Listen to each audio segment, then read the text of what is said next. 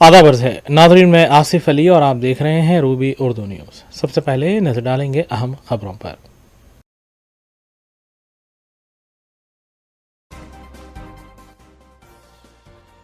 आंध्र प्रदेश के कर्नूल में वज़ीर-ए-आज़म नरेंद्र मोदी के हाथों 13,400 करोड़ रुपए से जायद के तरक्याती कामों का संग बुनियाद और इफ्तिताह। चीफ मिनिस्टर चंद्रबाबू नायडू ने की शिरकत।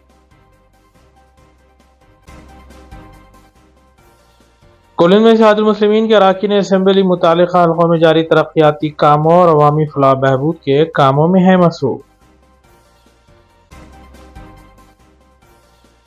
42% बीसी तहफ़्फ़ुज़ात से मुताल्लिक़ दरख्वास्त को सुप्रीम कोर्ट ने किया मुस्तरद। 50% तहफ़्फ़ुज़ात की हद में ही मजालिस मकामी के इंतख़ाबात कराने तेलंगाना हुकूमत को दी गई हिदायत।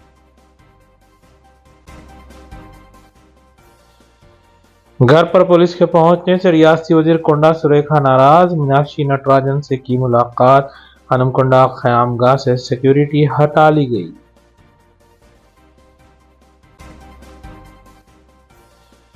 तेलंगाना नगरडी के मानचाल में मुजरा पार्टी हुई बेनिकाब। 25 अफराद बशमूल 8 ख़वातीन ज़ेरे हिरासत। शराब की भारी मकदार की गई ज़ब्त। सैबराबाद पुलिस ने अंदरून 45 दिन 1061 गुमशुदा और सरखाशुदा मोबाइल फोन्स का लगाया सुराग।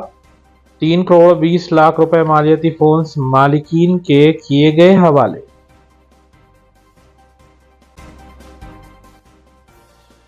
और तेलंगाना के जय्यद उलमा इकराम, मुस्लिम दानिशवरान और सियासी रहनुमाओं पर मुश्तमिल एक आला सतही वफ़द ने डीजीपी तेलंगाना से की मुलाकात। मलून राजा सिंह को गिरफ्तार करने का किया मुतालबा।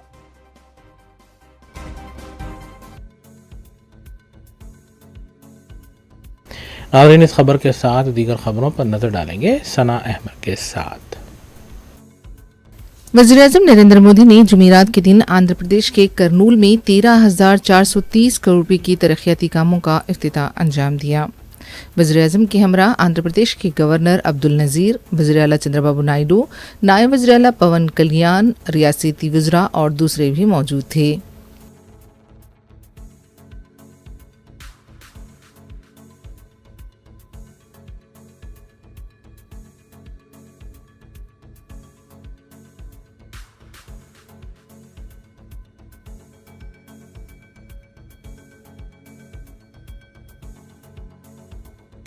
तेलंगाना हुकूमत को सुप्रीम कोर्ट से झटका लगा है। रियासती हुकूमत की जानिब से मुकामी बल्दी इदारों में बीसी तबक़ात को 42% रिजर्वेशन की फराहमी पर हाई कोर्ट के फैसले के खिलाफ दायर खुसूसी दरख्वास्त को सुप्रीम कोर्ट ने मुस्तरद कर दिया।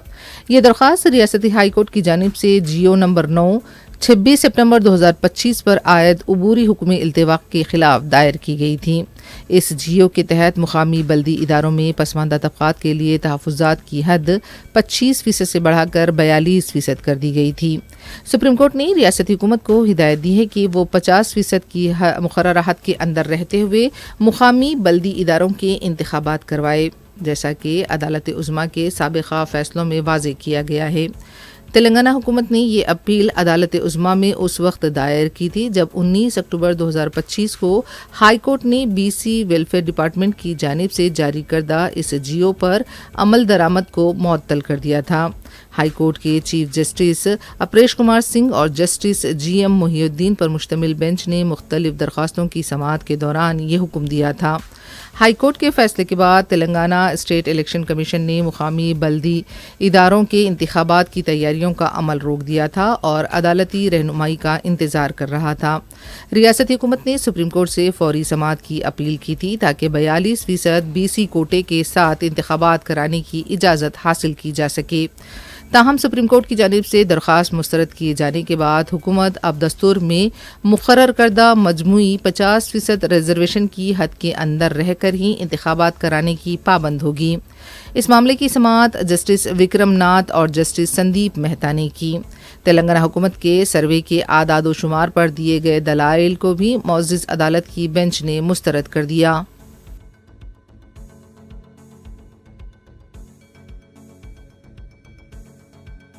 तेलंगाना की कांग्रेस पार्टी में सब कुछ ठीक नहीं चल रहा है। पहले 2 वुज़रा पूनम प्रभाकर और ए लक्ष्मण के दरमियान सख्त अल्फाज का तबादला अमल में आया था और अब रियासती वज़ीर कोंडा सुरेखा के खिलाफ हुकूमत के वुज़रा का महाज खड़ा हो गया है। दक्कन सीमेंट फैक्ट्री के इंतजामिया को बंदूक दिखाकर रकम की वसूली के लिए दबाव डाले जाने का कोंडा सुरेखा के ओएसडी समंत पर इल्ज़ाम लगाया गया है। सुमंत को ओएसडी के ओहदे से हटाया गया है।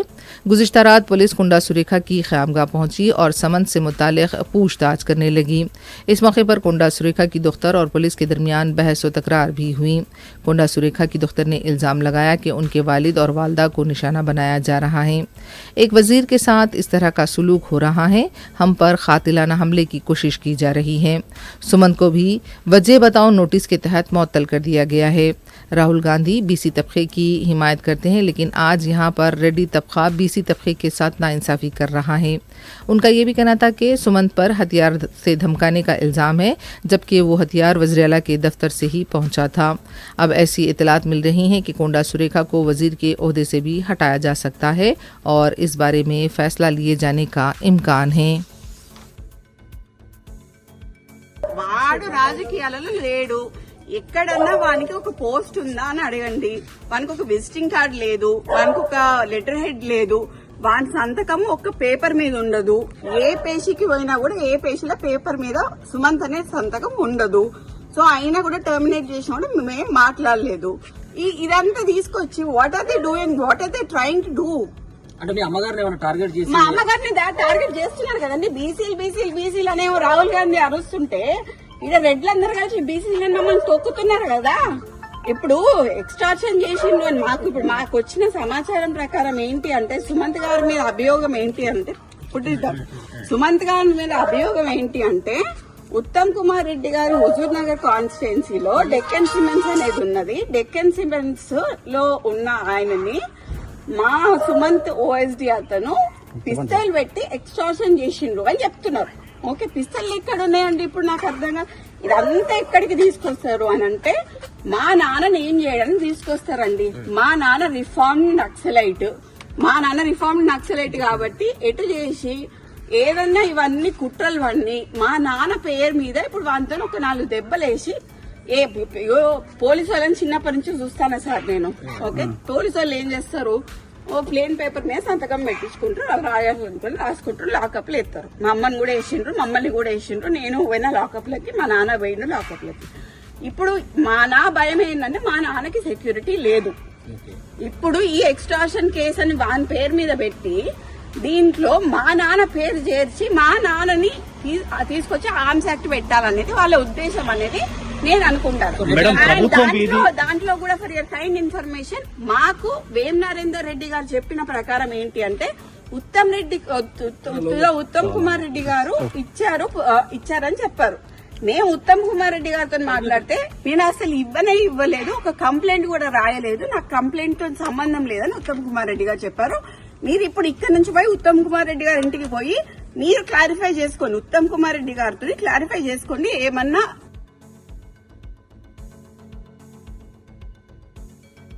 तेलंगाना में कांग्रेस पार्टी उमूर की इंचार्ज मीनाक्षी नटराजन ने कोंडा सुरेखा को बातचीत के लिए तलब किया। कोंडा सुरेखा दोपहर में अपनी दफ्तर सुष्मिता के हमरा मिनिस्टर क्वार्टर्स पहुंची। ताहम ये बताया गया है कि पार्टी हाईकमान ने इस बारे में मीडिया से किसी भी तरह की बातचीत न करने की हिदायत दी है। मीडिया के नुमाइंदों ने सवालात की बौछार की, लेकिन सुष्मिता ने मीडिया से कोई बातचीत नहीं की।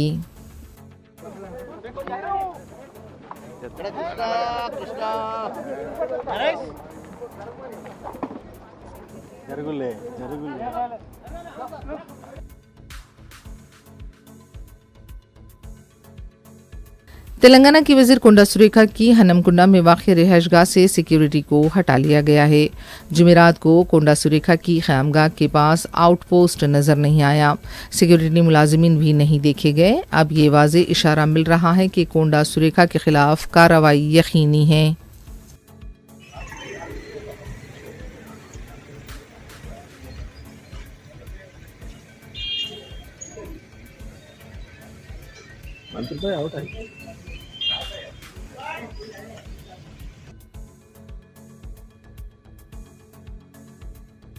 बीआरएस पार्टी के लीडर आरएस प्रवीण कुमार ने कोंडा सुरेखा के मामले पर रेवंत रेड्डी हुकूमत को शदीद तनकीद का निशाना बनाया। उन्होंने बताया कि जो काम सेक्रेटेरिएट में होने चाहिए वो रोहन रेड्डी के गेस्ट हाउस में क्यों किए जा रहे हैं।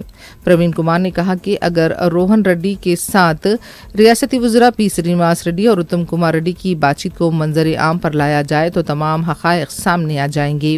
उन्होंने सवाल किया कि सुमंत को अब तक क्यों गिरफ्तार नहीं किया गया। रोहन रेड्डी और सुमित का क्या ताल्लुक है? अगर कोई शख्स कनपट्टी पर बंदूक लगाकर पैसों का मुतालबा करता है तो उसके खिलाफ फौरी कार्रवाई की जानी चाहिए। आम आदमी के खिलाफ फौरी कार्रवाई होती है, लेकिन एक वजीर के ओएसडी के खिलाफ अब तक कार्रवाई नहीं की गई।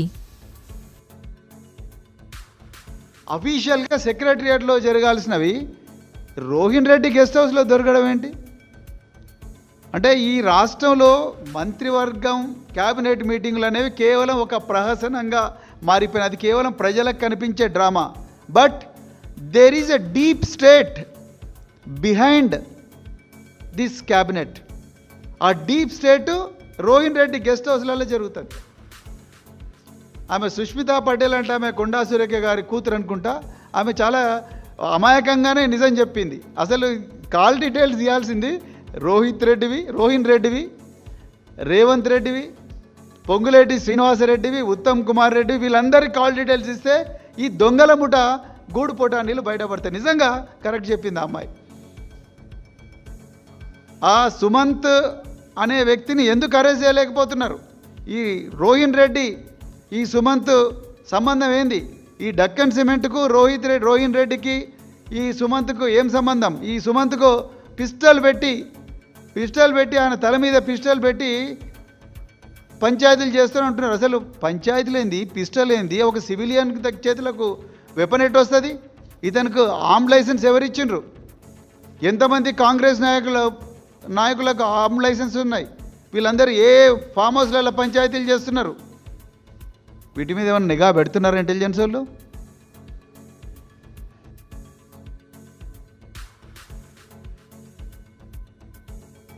रियासती वजीर कोंडा सुरेखा के शौहर कोंडा मुरली ने उनके घर पर पुलिस की आमद को लेकर शदीद रद्दमल का इजहार किया।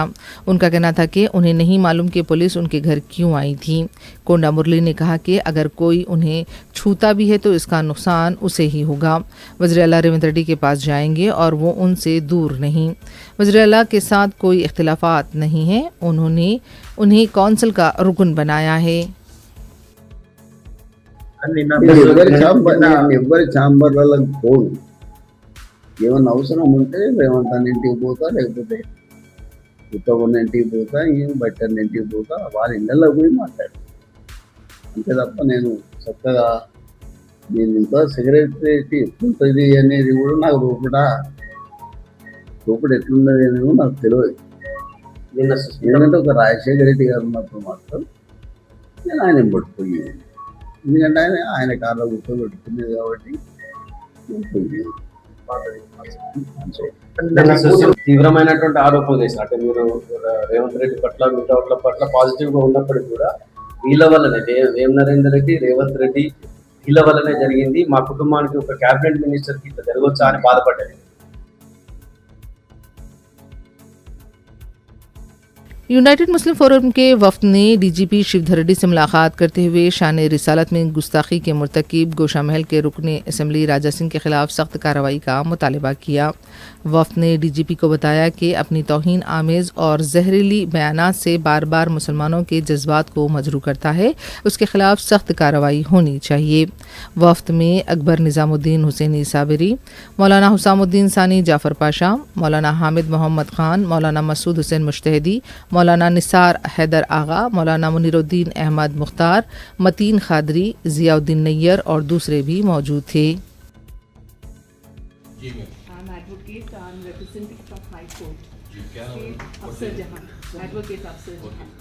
Last time when he was under preventive detention, I was assisting Advocate General that time. So we all have seen how casually he goes in and comes out. He's made it a routine of that. So we expect that at least this time we take some stringent. Okay, actually जाना आना तो अपने हाथ में नहीं है, उसकी personality का इशू है, तो definitely we'll try to.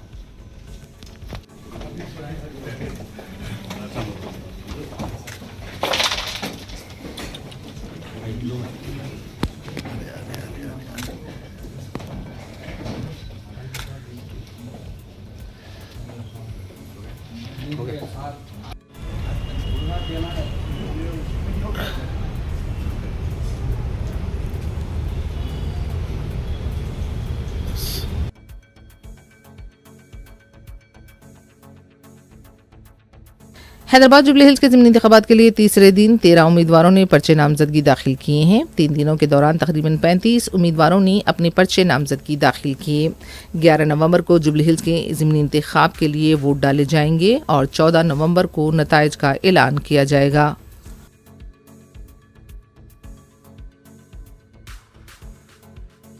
Santoshnagar traffic police की तरफ से चारशंबे की रात चंपापेट चौराहे के पास नशे की हालत में गाड़ी चलाने वालों के खिलाफ क्रैकडाउन किया गया। कवायद की खिलाफ वर्जी करने वाले 12 अफराद के खिलाफ केस दर्ज किया गया। उन्हें अदालत में पेश किया गया।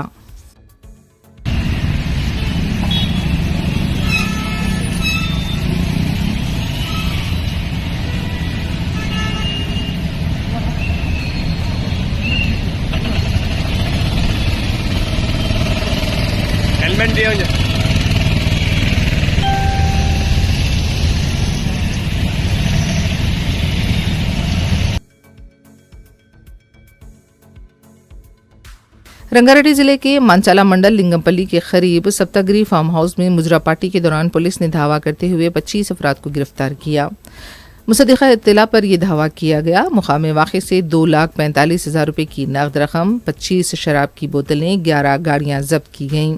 गिरफ्तार शुदगान में 8 खवातीन और 17 मर्द बताए गए हैं। शहर के नवाही इलाकों में इन दिनों रेव पार्टी और मुजरा पार्टी में इजाफा देखा जा रहा है।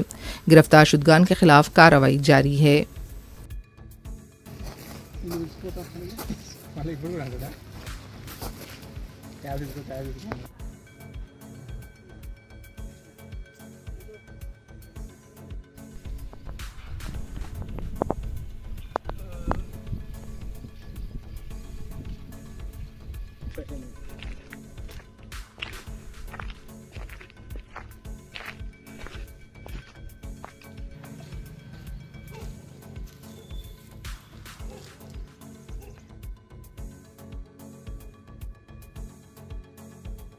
मौलाली में खातून ने अपने ससुराली घर के सामने एहतजाज किया।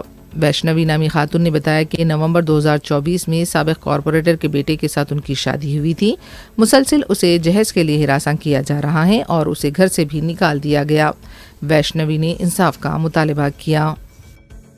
నా పెళ్లి నవంబర్ 7th అయిందండి. ఒక 1 వీక్ మంచిగా ఉండు అబ్బాయి నాతోని. ఆ తర్వాత నుంచి నేను బిజినెస్ చేసుకోవాలి, నాకు డబ్బులు కావాలి అని హరాస్ చేసిండు.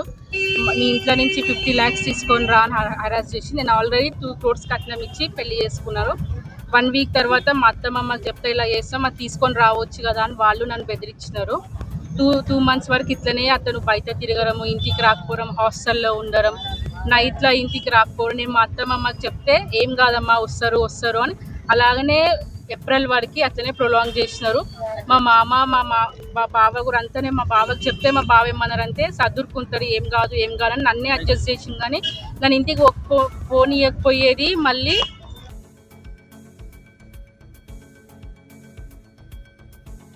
शेखपेट की मेन रोड पर एक शख्स ने खुद को ब्लेड से जख्मी करते हुए हलचल मचा दी। बताया जाता है कि फिल्मनगर पुलिस स्टेशन का अमला जब मुकाम वाक़े पर पहुंचा तो उस शख्स ने पुलिस को भी धमकियां दी। बाद में पुलिस ने उसे तहवील में लेकर हॉस्पिटल मुंतकिल किया।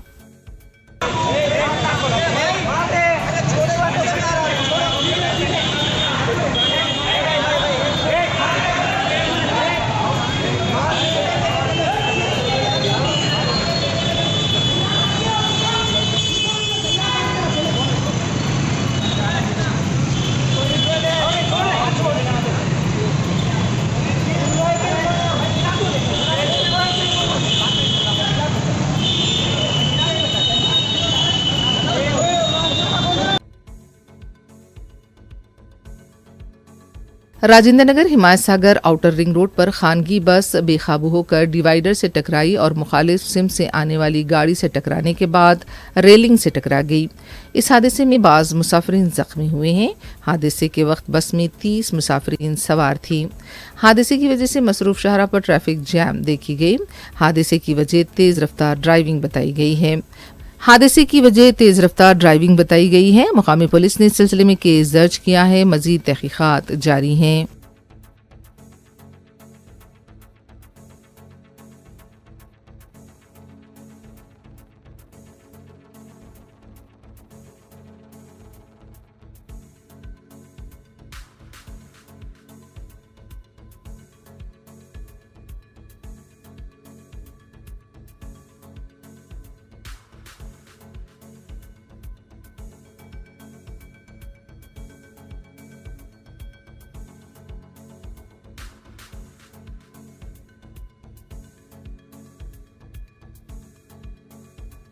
बालापुर की वादी मुस्तफ़ा के पास पानी के जखीरे के लिए खोदे गए गड्ढे में गिरकर कमसिन बच्चा फौत हो गया। तफसीलात के मुताबिक 11 साला गौस पशा अपने पड़ोसी के साथ किराने की दुकान गया था। इस दौरान गड्ढे में जमा पानी में तैरने के लिए उतरा, लेकिन वो वापस नहीं आया। गौस पशा का भाई भी उसके साथ था और उसने घर वालों को इत्तला दी। गौस पशा के बड़े भाई जाविद ने गड्ढे में उतरकर अपने भाई को बाहर निकाला और उसे दवाखाना मुंतकिल किया। तमाम डॉक्टर्स ने उसे मुर्दा करार दिया। पुलिस इस सिलसिले में तहकीकात कर रही है।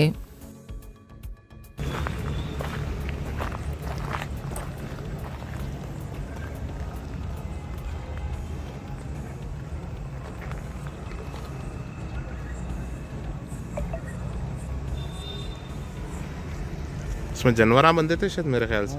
आए थे ना अपन जानवर। हाँ मार यहाँ से कूदा तो इनके हाथ को बॉडी मिली तो हम यहाँ दोनों गए थे। हम यहाँ दोनों के डूब जा रहे थे। अंदर दिख रहा दिख रहा हूँ आवाज़ जो आई ना उसके हिसाब तो डीप है।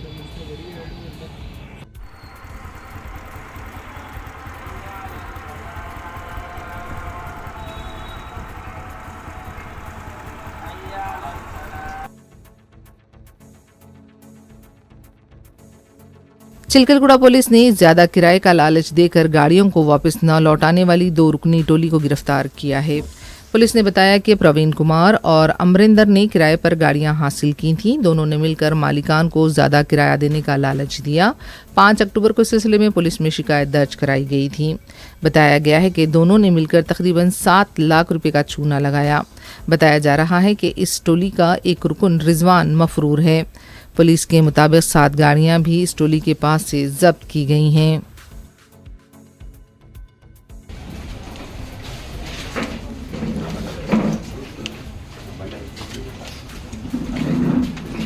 వాళ్ళకు మీకు మంచి రెంట్ పర్పస్లో రెంట్ ఇస్తామని వాళ్ళ దగ్గర వెహికల్ తీసుకొని ఒక 1-2 మంత్స్ రెంట్ పే చేసి దాని తర్వాత ఓనర్స్కి కనబడకుండా తిరగడం, ఆ తర్వాత ఆ వెహికల్స్ని వేరే వాళ్ళకు అమ్మేయడము, ఇట్లా చీటింగ్ చేస్తూ ఉన్నారు.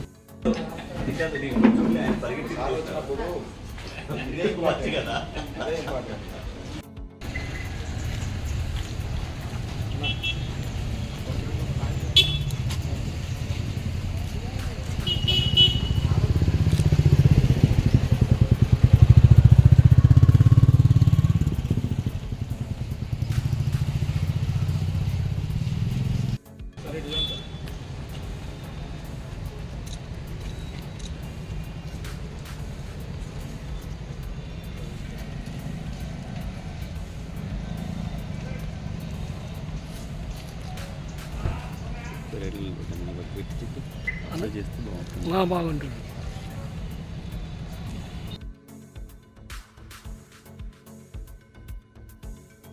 साइबराबाद पुलिस ने अंदरून 45 दिन 1061 गुमशुदा और सरकाशुदा मोबाइल फोन्स का सुराग लगाते हुए इस सिलसिले में दर्ज किए गए केसेस की यकसुई कर ली। तकरीबन 3 करोड़ 20 लाख रुपए मालियती मोबाइल फोन्स उनके असली मालिकीन के हवाले किए गए। डीसीपी क्राइम्स ए मोतियम रेड्डी ने इस मौके पर मोबाइल रिकवरी के सिलसिले में साइबराबाद पुलिस की जानिब से किए इक़दाम की सिताइश भी की।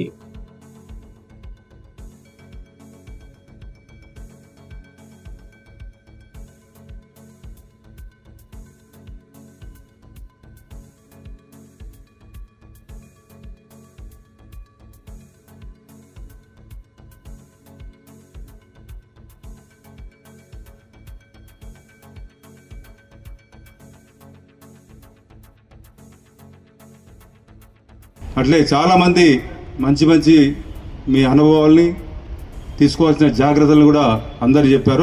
అదే రకంగా మా పోలీస్ ఆఫీసర్ కూడా చెప్పారు. ఇప్పుడు లేటెస్ట్గా నేను అబ్జర్వ్ చేసింది ఏంటంటే మీ ఫోన్ పోగానే మీ ఫోన్లో ఉన్న అమౌంట్ కూడా ట్రాన్స్ఫర్ అయిపోతుంది.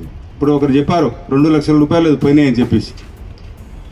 మీ ఫోన్ వాల్యూ 10,000 అయినా మీకు పోయే 1,00,000 రూపాయలు పోవచ్చు, మీ అకౌంట్లో ఉన్నదాన్ని బట్టి 50,000 పోవచ్చు.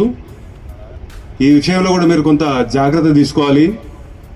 అట్లే ఈరోజు ఇన్ని ఫోన్లు 1,061 ఫోన్లు రికవరీ చేయడం అంత ఈజీ కాదు. మీరు అనుకున్నంతగా మీరు ఒక కంప్లైంట్ ఇస్తారు, ఆ పోర్టల్ ఎంట్రీ పెడతారు, అంతవరకు మీ పని. కానీ ఈ ఫోన్ ఎక్కడో వైజాగ్లో ఉండొచ్చు, ఎక్కడో బెంగళూరులో ఉండొచ్చు. మీ కొన్న ఫోను వాడుతూ ఉంటే అతనికి ఫోన్ చేయాలి, ఆయనకు మంచిగా చెప్పాలి ఈ ఫోన్ మీ దొంగ ఫోను, మీ మీద కేసు అవుతుంది, మీరు తెచ్చియాలి.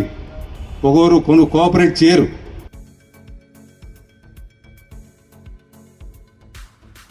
मोबाइल फ़ोन ड्राइविंग और रॉन्ग साइड ड्राइविंग को रोकने के लिए ट्रैफिक पुलिस की जानिब से खुसूसी मुहिम चलाई जा रही है। इस सिलसिले के तहत मूसाराम बाग चौराहे के करीब खुसूसी मुहिम चलाई गई और इस मुहिम की निगरानी south east traffic DCP R Venkateswarlu IPS ने की, जबकि additional DCP traffic Ramdasu, ACP traffic V Chandra Kumar के अलावा दीगर आला अहदेदार भी मौजूद थे। ट्रैफिक क़वानीन की पासदारी न करने वालों के खिलाफ सख्त कार्रवाई की गई। రోడ్ యాక్సిడెంట్స్ చాలా ఎక్కువ అవుతున్నాయి. ఆ యాక్సిడెంట్స్ యొక్క రీజన్స్ని మేము వెరిఫై చేసినప్పుడు దాంట్లో ఒక 2 రీజన్స్ 95% కనపడుతున్నాయి. దాంట్లో ఒకటి డ్రంక్ డ్రైవ్, రెండవదేమో సెల్ ఫోన్ డ్రైవింగ్. ఈ మధ్యకాలంలో ప్రతి ఒక్కరికి కూడా స్మార్ట్ ఫోన్లు వచ్చాయి. చాలామంది రీల్స్ చూసుకుంటా వెహికల్ నడుపుతున్నారు, బ్లూటూత్ చెవులో పెట్టుకొని పాటలు వినుకుంటా, సినిమాలు చూసుకుంటా కూడా ఈ ఆటో వాళ్ళు, కార్ వాళ్ళు, 2 వీలర్స్ వాళ్ళు కూడా ట్యాంక్ పైన సెల్ ఫోన్ ఆన్ చేసి దాంట్లో రీల్స్ చూసుకుంటూ కూడా నడుపుతున్న సందర్భాలు మాకు కనపడుతున్నాయి. వీటన్నిటిని దృష్టిలో పెట్టుకొని మా సిపి గారి ఆదేశానుసారము, మా జాయింట్ సిపి గారి ఆదేశానుసారము మేము స్పెషల్గా ఈ మంత్ మొత్తం కూడా సెల్ ఫోన్ డ్రైవింగ్ని మేము స్పెషల్ డ్రైవ్ కింద మేము తీసుకున్నాము. ఖచ్చితంగా ఎవరైనా కూడా సెల్ ఫోన్ డ్రైవింగ్తోని దొరికితే వాళ్ళ బండిని సీజ్ చేసి కోర్టుకు సబ్మిట్ చేయడం జరుగుతుంది. ఛార్జ్ షీట్ ఫైల్ చేస్తాము. సెక్షన్ 184 MV యాక్ట్ కింద ఖచ్చితంగా మేము ఆ వెహికల్ని సీజ్ చేయాల్సిందే. అదేవిధంగా వాళ్ళు ఎవరైతే సపరేట్ డాక్యుమెంట్ ప్రొడ్యూస్ చేయకపోతే ఆ వెహికల్ని మేము కోర్టుకు సబ్మిట్ చేస్తాం. ఒకవేళ వెహికల్స్ కనుక ఆన్ ద స్పాట్లో మాకు RC మిగతా వ్యాలిడ్ డాక్యుమెంట్స్ మాకు చూపిస్తే ఆ వెహికల్ని వాళ్ళకు రిటర్న్ చేసి కోర్టుకు మాత్రం అటెండ్ కావాల్సి ఉంటుంది. ఈవెన్ కౌన్సిలింగ్ కూడా వాళ్ళు అటెండ్ కావాల్సి ఉంటుంది. ఈ మధ్యకాలంలో మనం పరిశీలించిన యాక్సిడెంట్లలో 95% ఈ యాక్సిడెంట్స్ మెయిన్ ఈ రెండు నేను ఇంతకుముందు చెప్పిన విధంగా డ్రంక్ డ్రైవ్ మరియు సెల్ ఫోన్ డ్రైవింగ్ వల్లనే జరుగుతున్నాయి. ప్రజలకు మేము చేసే విజ్ఞప్తి ఏంటంటే ఎవరు కూడా సెల్ ఫోన్ డ్రైవింగ్ చేయకండి. మీరు సెల్ ఫోన్ డ్రైవింగ్ చేస్తూ ఆన్ ద స్పాట్లో సిటీలో ఎవరైనా రోడ్డు మీదకి వచ్చినా లేకపోతే ఎదురుగా వెహికల్ వస్తున్నప్పుడు కూడా మీరు స్పాట్లో మీరు సడన్ బ్రేక్ వేయటమో లేకపోతే వెళ్ళి వాళ్ళకు గుద్దటమో ఇట్లాంటివి జరుగుతున్నాయి. దానివల్ల మీరు యాక్సిడెంట్ చేయటమో లేదా ఎదుటి వాళ్ళ చేత యాక్సిడెంట్కు గురి చేయటమో రెండిట్లలో ఏదో ఒకటి జరుగుతుంది. కాబట్టి ఎవ్వరు కూడా సెల్ ఫోన్ డ్రైవింగ్ అనేది చేయకూడదు. అదేవిధంగా మేము ఇటువరకు కొన్ని ప్రిస్క్రైబ్డ్ టైమింగ్స్లలోనే ఒక ప్రిస్క్రైబ్డ్ ఏరియాలో మాత్రమే మేము డ్రంక్ డ్రైవ్ చేసేవాళ్ళము. ఇప్పుడు అట్లాంటితో సంబంధం లేకుండా ఎనీవేరు ఎనీ టైం ఎక్కడ పడితే అక్కడ డ్రంక్ డ్రైవ్ చేస్తాము. సెల్ ఫోన్ డ్రైవింగ్ కూడా ఈ ఎన్ఫోర్స్మెంట్ చేస్తాము. ఈ రోజు కూడా ఇప్పుడు ఇక్కడ స్పెషల్ డ్రైవ్ కింద సెల్ ఫోన్ డ్రైవింగ్ ఇక్కడ మలక్పేట ముసారంబాగ్ దగ్గర మేము కండక్ట్ చేస్తే జస్ట్ ఒక ½ an hourలోనే మేము ఐడెంటిఫై చేసి పట్టుకున్నాయి దాదాపు ఒక 20 కేసుల వరకు ఉన్నాయి. ముఖ్యంగా చాలా వరకు ఉన్నారు. కానీ మేము ప్రతి ఒక్కరిని కూడా ఆపి మేము అక్కడ చెక్ చేస్తే ట్రాఫిక్ జామ్ అవుతుంది కాబట్టి ర్యాండమ్గా మేము చెక్ చేయడం జరుగుతుంది. మేము ఈ wrong side driving, cell phone డ్రైవింగ్ని సీసీ కెమెరాల ద్వారా ఒక షోల్డర్ని అంటే ఒక చౌరస్తాలో ఒక షోల్డర్ని ఒక అర్ధగంట సేపు మేము అబ్జర్వేషన్ చేస్తే వేలల్లో వయోలేషన్స్ కనపడుతున్నాయి. మేము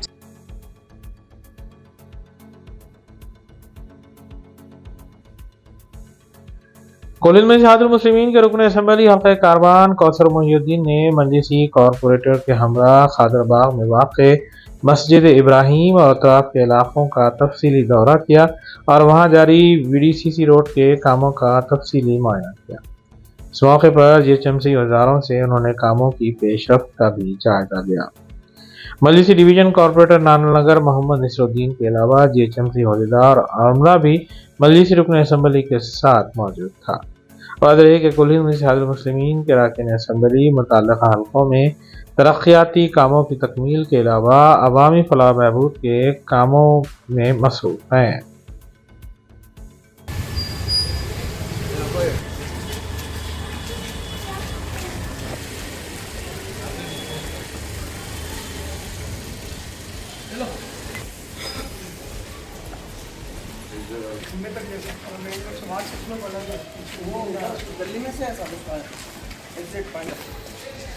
अल्हम्दुलिल्लाह होगा ना, ये इज्जत तो डालने का अलग है, आपका घर आगे अलग है, उधर अलग है।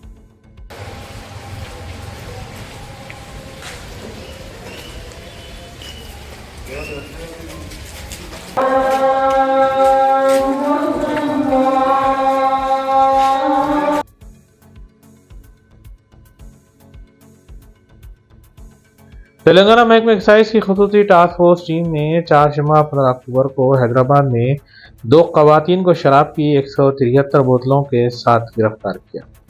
बोरामंडा में की गई इस कार्रवाई में स्वारमा और मारिया को शराब की बोतलों के थैलों के साथ हिरासत में लिया गया। दोनों मुलजिमान को शराब की बोतलों समेत गिरफ्तार करने के बाद अमीरपेट एक्साइज पुलिस स्टेशन के हवाले किया गया ताकि मजीद कार्रवाई की जा सके।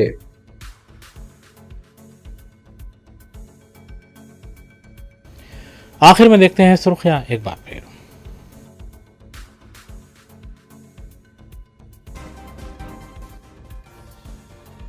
आंध्र प्रदेश के कर्नूल में वज़ीर-ए-आज़म नरेंद्र मोदी के हाथों 13,400 करोड़ रुपए से जायद के तरक्याती कामों का संग बुनियाद और इफ्तिताह। चीफ मिनिस्टर चंद्रबाबू नायडू ने की शिरकत। कोलिन में शहादुल मुस्लिमीन के अरकान असम्बली मुतल्लिक़ा हलकों में जारी तरक्याती कामों और अवामी फलाह बहबूद के कामों में है मसरूफ़। 42% BC तहफ़्फ़ुज़ात से मुताल्लिक़ दरख्वास्त को सुप्रीम कोर्ट ने किया मुस्तरद। 50% तहफ़्फ़ुज़ात की हद में ही मजालिस मकामी के इंतख़ाबात कराने तेलंगाना हुकूमत को दी गई हिदायत। घर पर पुलिस के पहुंचने से रियासती वजीर कोंडा सुरेखा नाराज। मीनाक्षी नटराजन से की मुलाकात। हनुमकोंडा क़यामगाह से सिक्योरिटी हटा ली गई।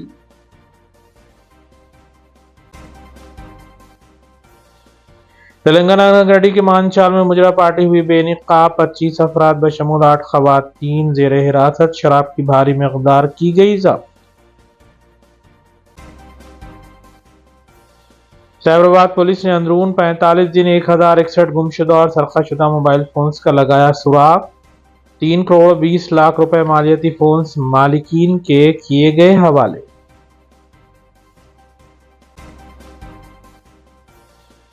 और तेलंगाना के जय्यद उलमाए इकराम, मुस्लिम दानिशवरान और सियासी रहनुमाओं पर मुश्तमिल एक आला सतही वफ़द ने DGP तेलंगाना से की मुलाकात। मलून राजा सिंह को गिरफ्तार करने का किया मुतालबा।